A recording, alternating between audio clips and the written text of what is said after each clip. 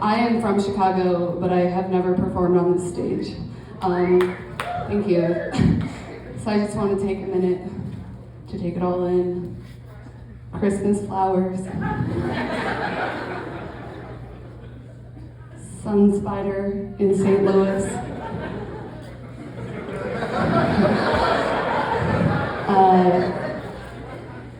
I kind of laughed when I knew I was going first because I already know that I have the delivery energy of intermission.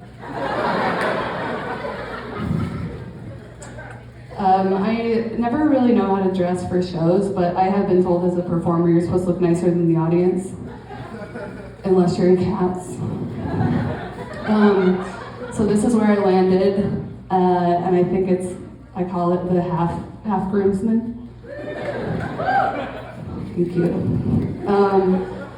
I would have done like the white t-shirt, no bra thing, but it wasn't raining on my way here. So I was like, what's the point? And also wrong show. I never really understood wet t-shirt contests. They're never about who has the wettest shirt. Like in the end, no one brings them out and measures the water. Let me start. Well, I already started. Let me tell you a little bit. Let me tell you a little bit about myself, so you get my vibe.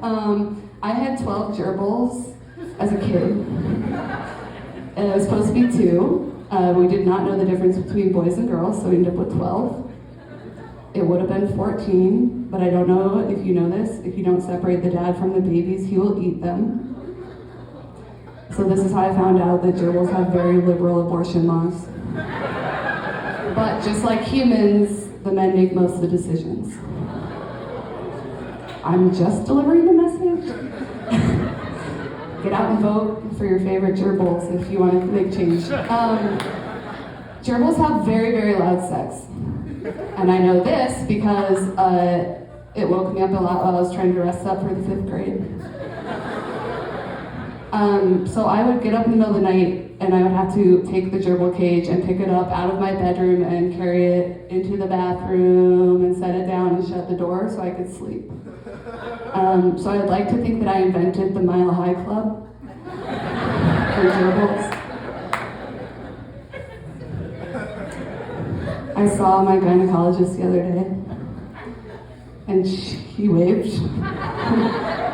And it was just funny because I didn't realize she recognized me by my face. I also saw her the other day on purpose. I had an appointment. I wanted her to check and see if my exes left anything at my place. And she said, no, everything looks great down there. And I said, well, it should. And she was like, okay. And I said, I have been remodeling once a week, every month, since I was 15 years old.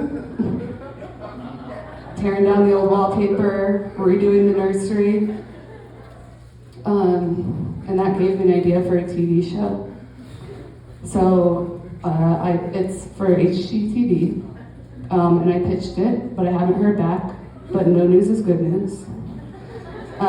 So what it would be, so every episode is just me running around PMSing, and I would be like trying to get out of the mile in PE, and crying in car commercials, and then the antagonist would be that right when I'm about to start remodeling, I'm the host and the house, of the whole show. So like right when I'm about to begin remodeling, a hot guy shows up my door and he wants to come inside.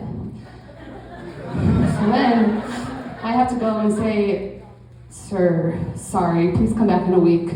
It'll be better in a week, things will be all cleaned up. And then he says, okay, and then he pulls his pants up, and then he pretends like he's gonna leave, and then next you know, he's running to the back. He's gonna run to the back garage.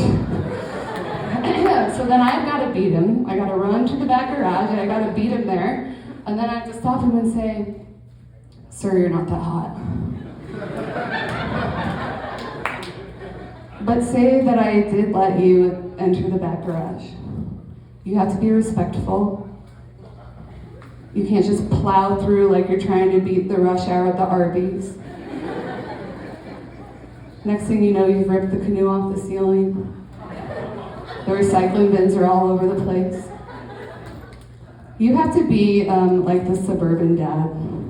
You probably know one, or you might be one. And they do this thing where they hang a tennis ball on a string from the ceiling of their garage. And that way they know how to slowly inch in and when to stop, so they're just like,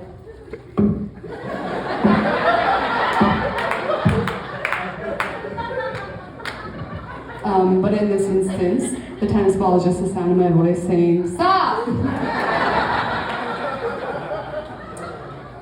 Speaking of things hanging from strings, I want to be as proud of my tampon sizes as men are of their condom sizes. But it's really hard because we name tampons like regular, light, plus, super plus, like they're no fun size names. If a guy approached me with a light condom,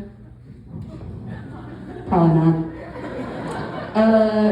All I'm asking is for Magnum tampons, and I would like them read for my pleasure, and I feel like it's not a lot to ask.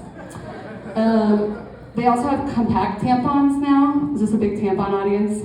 Great. Okay. So they have compact ones, which you basically have to like pull apart, and then they snap, and then you whatever.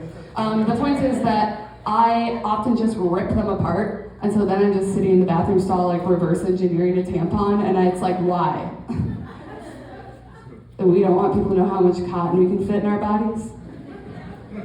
Are we afraid someone might confuse us for a Build-A-Bear? Tampon brands often advertise using like the word discreet, like where they design discreet tampons. And I just wonder why all of my tampons look like they're about to go clubbing or to an Easter egg hunt. My job for money is I'm a designer. So I have a few ideas. I think flesh-colored wrappers could be nice. Denim wash. And then the idea I like the most is that just one that looks like a finger.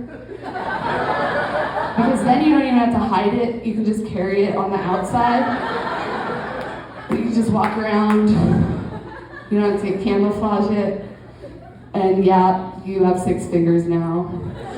But that's less embarrassing than being a woman, right?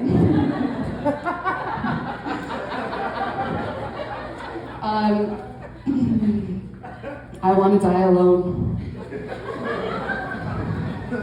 Have you seen people die in groups?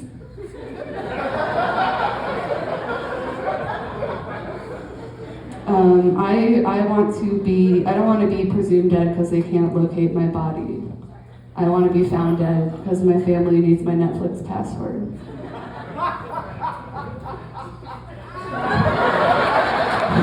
That's my dad.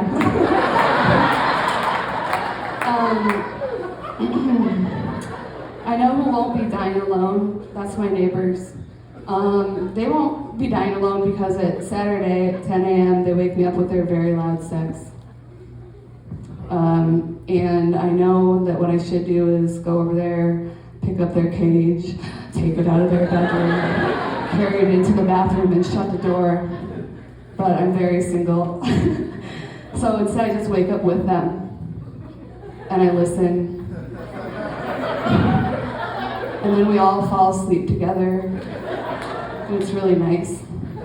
And we're a throuple now, and someday I'll tell them. Anyway, that gave me an idea for a TV show. And I pitched it to Netflix, but I haven't heard back. But okay, no news is good news. So get excited. So I'm just gonna pitch it to you guys in case you see it, you'll know it's my big idea. So what it would be is, it would be like a game show, and we would have one contestant, and we put them in a studio apartment. And then in an adjacent apartment, we'd have couples come in one at a time and have this super loud sex, and then leave.